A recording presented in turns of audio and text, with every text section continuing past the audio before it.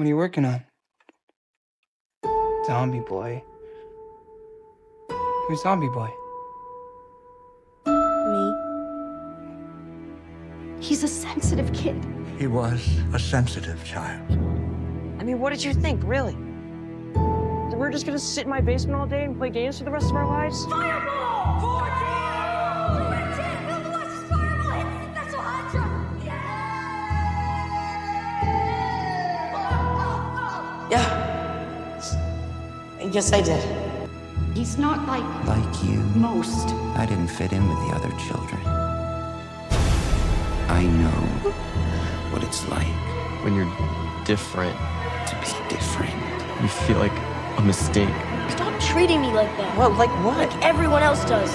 Like there's something wrong with me. Something was wrong with me, all the teachers and the doctors. They'll treat me like I'm Broken. Something is coming. Something hungry for blood. What is it? What if it's the Demogorgon? Oh, Jesus, we're so screwed if it's the Demogorgon. It's not the Demogorgon. It's like I'm stuck. Like stuck in the upside down? 99 out of 100 times kid goes missing, the kid is with a parent or a relative. What about the other time? You said 99 out of 100. What about the other time? The one! The one! All right, so what happened next? I heard this noise and so I went outside and it was worse. How was worse? It was the storm. I felt this evil, like it was looking at me. What does it want? What do you think the evil wanted? No, to kill. Came for me. To kill you? Not me. To make it go away. Everyone else. Found you. Away!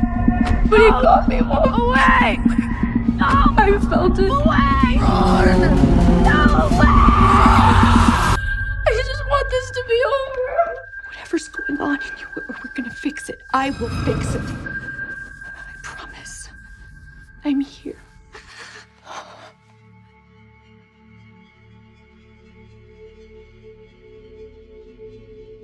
With the release of the opening minutes of Stranger Things Season 5, I wanted to go ahead and take a look back at the opening minutes of the rest of the first season, and the first season in its entirety.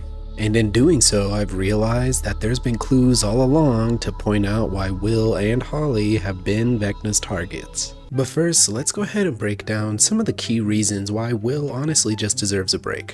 Will Byers already had a rough family dynamic with his father leaving them and seeming to not really care that much. Really only appearing when Jonathan went to go visit him and never really reappearing despite everything Will had gone through. What was Will going through exactly? Well, to start off, before the series even got going, he was already a social outcast. His friend circle being very small and relatively consisting of a group of losers, i.e. that you'd see in a Stephen King book. That is until one night he's literally ripped away from his only friends and family and trapped in a nightmare parallel dimension where he is likely hunted consistently while finding time to hide in his own home and communicate with his mom, who he probably only really hears the voice of at first. Eventually, he finds a way to communicate through the lights, but either way, during all this, he's cold and terrified the entire time. And despite how much he ran, he is eventually taken anyways. Plugged into the wall like a xenomorph victim above some corpses including Barb's.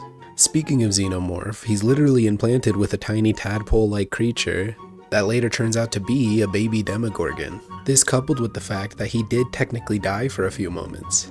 That is until Hopper was able to save him. And a silver lining is this tadpole thankfully formed a very strong friendship with him, where they learned to be friends like a E.T. Oh wait, no, that was Dustin. Will was too busy being haunted and pulled between dimensions again while being studied at Hawkins' lab, unable to really even live a normal life after what happened. While he was getting pulled between dimensions, he kept feeling this evil presence and realizing that some giant evil creature could have been hunting him either in his mind or actually in that dimension, unsure if he can even trust his own sanity at such a young age.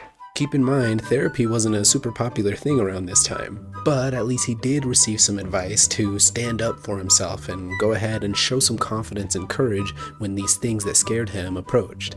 And when he was terrified most, he decided to stop running and do exactly that. This newfound confidence he had was immediately shattered when he got possessed by the same creature he was running away from. Turns out it wasn't all in his head, and while Will used to be free, he lost his free will. Will you look at that? But thankfully, through a very pleasant looking exorcism, and almost strangling his own mom to death, he's able to rid this mind flayer of his possession, and is ready to truly get back to a normal life. Still probably caught in this weird emotional stagnation of wanting to play D&D all the time. Which is unfortunate for him because everyone else, except for maybe 11, doesn't really deal with the same trauma he does. And they're able to mature and grow at a more normal rate compared to him, who still just wants to play D&D. And as I mentioned earlier, 11 is the only person who can really compare her pain to, as while she didn't really have a normal life before being ripped away and studied in Hawkins, they both still have a lot of their trauma stemming from the Upside Down. But thankfully for season 3, they both have friends like Max who are able to support them and really keep them stable and show them a sense of normalcy after all of the horrible things they'd been through. Oh wait, that was just Max. Everyone else was focused on girls, dating, ice cream, or even Russians. But good thing Max is such a solid person. I'm sure Karma will only treat her well for the rest of the series after this point.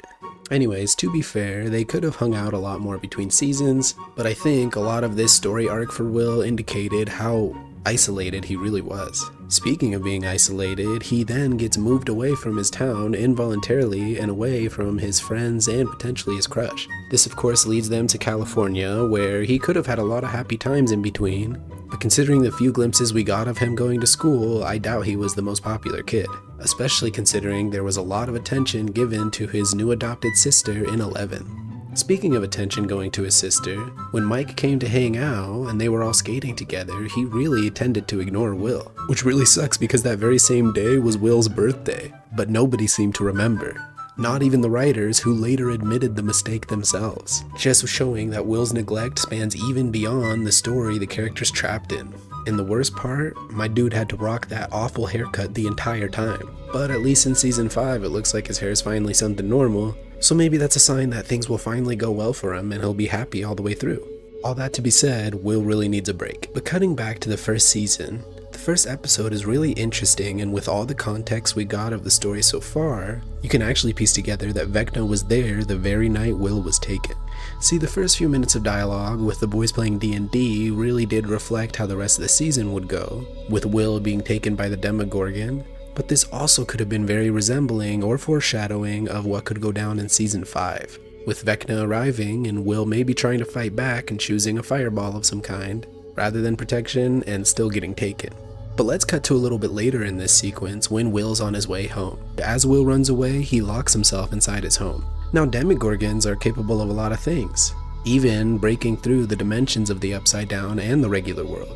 But they've never used any sort of telekinetic abilities. The only ones who've been able to do that is 11, who is theorized to be there that night and do the same thing, or Vecna, who managed to unlock the doors and let the Demogorgon inside, forcing Will to run into the shed. Otherwise, there's no logical reason for the door unlocking itself. No, Levin's never clarified that she was there that night, so you have to assume this was Vecna. But this also makes you wonder, which apparently will be answered in season 5, why did Vecna take Will? Well, I'll get to that by the end of the video, but it looks like throughout the first season, Will wasn't the only target Vecna was interested in. See, throughout the first few episodes, Will is slowly learning to communicate through the lights. We see he communicates to his mom through the lights and leads her down a hallway, but the lights are very frantic and flickery. Then, later in the season, we get a sequence where the Wheelers arrive to show some support to Joyce, and Holly ends up getting guided down the same hallway, except the lights are a lot more stable. They lead Holly to the same room where all the lights are gathered to the center and flickering, similar to when Vecna is active in season 4. Then, Holly tends to go and look at this weird spot on the wall without any lights indicating her to do such. The interesting thing is, this is the same wall where Joyce for the first time saw a Demogorgon lean out. The only thing interrupting this process was Holly's mom coming back in and taking her away, which leads you to wonder what drew Holly to that wall. We know Demogorgons can cause the lights to freak out, but only someone within the Upside Down or someone with mental capabilities can control the lights directly. This leaves me to assume that Vecna was also looking at Holly in this very moment, but ended up having to settle for Will. But why is Vecna targeting these characters? Well, honestly, I believe it's pretty apparent that Will has powers similar to 11. Given there's no necessary origin for these powers or how they develop, You can assume more people have these potential capabilities that don't get tested or experimented on and don't even realize it. This could mean that Will had these abilities and could have gone his whole life without even realizing it had the Upside Down not had its circumstances reach his family. Another clue to Will having powers is him being the only character who happened to randomly transport himself physically to the Upside Down in any given moment. We know this wasn't all just in his head, considering he actually got possessed by the Mind Flayer here, and some could chalk this up to even Vecna messing with Will and pulling him back and forth. But you gotta remember, what's been the one biggest goal of both the Mind Flayer and Vecna? It's to find a way to bridge the gap between both Upside Down and the regular world, which means if they already had that capability, they wouldn't really need to worry about what goes down the rest of the seasons. No, in my opinion, Will Byers' powers tended to reveal themselves through all the trauma he was enduring, and maybe even some tampering with Vecna, but his abilities are highly coveted by Vecna and the Mind Flayer, which is why they're so after him or require his help. But why hasn't Will really used these abilities since then?